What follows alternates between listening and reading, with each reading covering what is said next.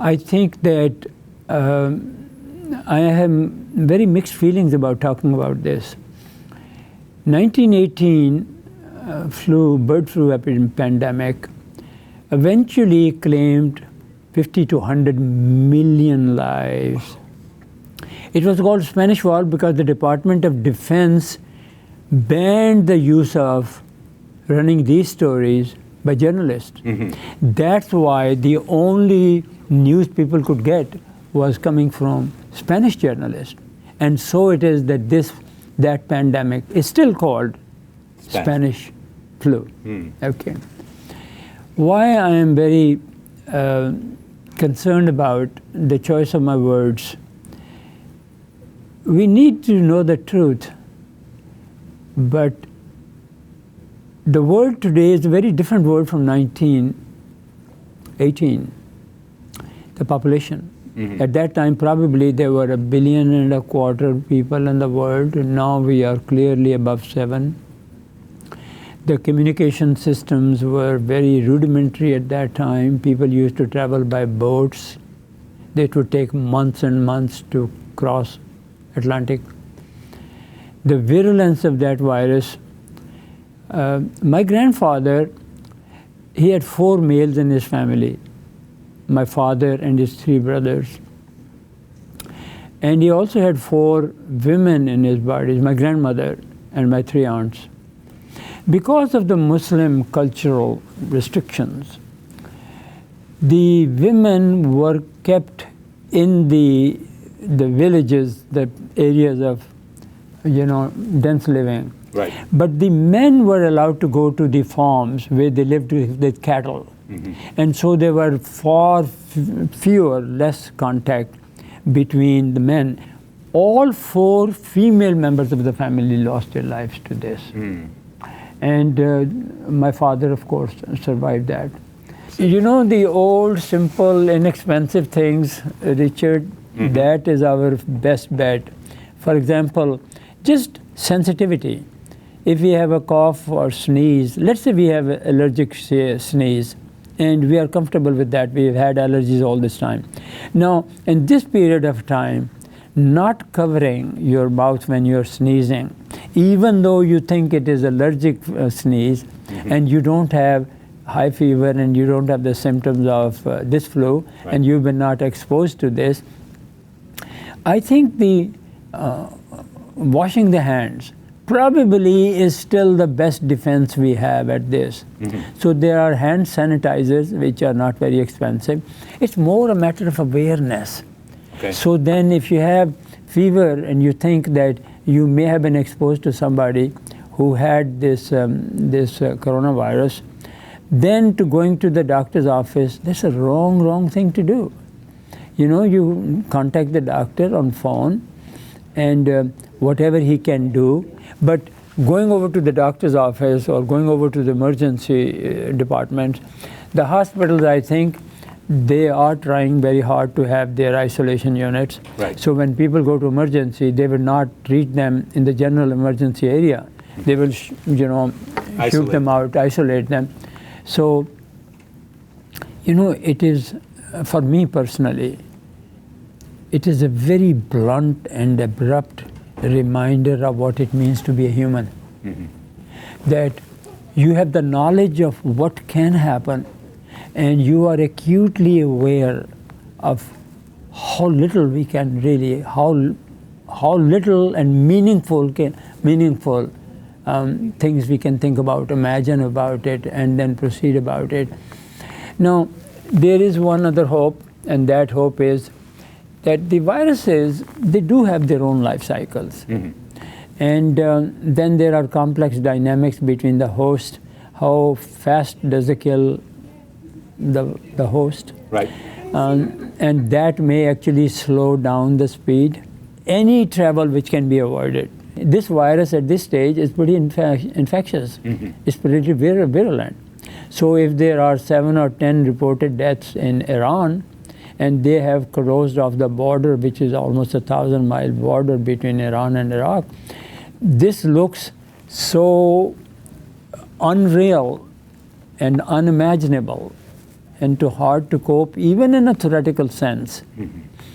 But when you consider what these viruses are capable of, I think absolutely people should limit their travels to the absolute minimum. And people should avoid the areas where there are large gatherings. Just ordinary precautions. Let's say you are walking with a child and there are some stairs, and children have a tendency to put their hands on the railing, and they like to imagine, well, that sort of thing would be very, very dangerous to do, because you are going to accumulate a lot of microbes, and in this kind of a setting, there's a high probability that there would be some viruses there. I think probably the good thing which can come from a conversation like you and I are having is to, number one, not dismiss this thing as just cries of, wolf. Hysteria. That would be a very serious mistake. And then the second thing would be not to take ordinary precautions. And when somebody has fever and sore throat, high fever, etc., at that time, I don't think this is hysteria or this is being very unreasonable. The assumption should be that there is a strong probability I am infected, and I should not be the person who transmits this flu virus from myself to others. So sensitivity to other people's lives. Be conservative, be careful. There's very little people can do. We can only focus that we minimize the possibility of transferring the virus by our carelessness to other people. Let's look at that virus recently, the African virus, right? We still don't have a good, strong, usable vaccine, So I think that, the simple things like going back to the chicken soup. Well, chicken soup is good because it gives you the salt, and we need the salt, and salt depletion will cause dehydration. And so salt helps us retain the fluid, so we have less chance of dehydration. Simple things like that, increasing the fluid intake. Those are reasonable things. I think then if you try to, let's say, do gargles with vitamin A and vitamin E, because there are no other real option, from my own experience, I can tell you that vitamin A does seem like a barrier between the lining of our throat and the nasal passages and the outer surface of the virus. So I can't go any further than that, but I can tell empirically that when we were using half combination, 50% vitamin A, 50% vitamin E, I was most impressed, and we did it for about 6-7 years. But then it's not that we are turning our back on accepted methods which are better to prevent communication or treat that. It's not that at all. It's just we are saying that if you have a capsule of vitamin A and vitamin E, and if there are no other, I talked about hydration, I talked about, the main thing is really to sensitivity, that it's very easy for people to transfer the virus to other people. That, I think, I would consider that should be the primary message of this conversation. Quarantine has already failed, but we should still do that. Quarantine is still something with the reasonable hope of getting help, which is available to us. The other things which are not available. But you remember when there was a cruise ship somewhere near Japan or something, and we were Americans there, and just when they were moving from one area of the ship to the other area, some people got infected. So quarantine under these circumstances, there's a term called passage. Passage means that virus goes the passage of virus from one host to another. So this has been recognized that higher the rate of passage, the greater the number of the hosts for the virus, the more virulent the virus becomes. Okay? So then I think that, and the significance of that notion of passage is that you may not actually see those people getting sick in a way that is diagnosable. Until it's too late. Until it's too late, but you are already increasing. You may be inadvertently increasing the virulence of the virus, because what passage does is it increases the virulence of the virus. Wow. Okay? So that is another dimension. And I think in a situation like this, let's say, Richard, that we are proven wrong. Let's say that this virus's cycle is much shorter than the other big viruses, and especially the monster bird flu virus that we were talking about. Well, I would rather be a fool in that setting that, God saved us, okay? Circumstances saved us. And the virus is killing so many people so fast that it doesn't have a chance to jump from host to host, okay? So, and that's, by the way, that's when the epidemics end. That's what happens. The virus runs out of the hosts because it has terminated the hosts. Okay, you really need a continuous supply of a host to continue the virus, and the panic really has not proven to be of any value, because panic limits how much common people, us, we can do among the things that we talked about, for example, in the last 10-15 minutes. But I would say that perhaps increased awareness and sensitivity to other people who might be in close contact with us, and our behavior may increase the possibility that the virus will be transferred from us to other people. I think then people can learn about what are the ways that virus would do. We talked about a child innocently keeping his hand on a railing, that's in a subway station, or let's say in her uncle's house, there's a railing there. And this would, of course, be a bigger risk in the school systems.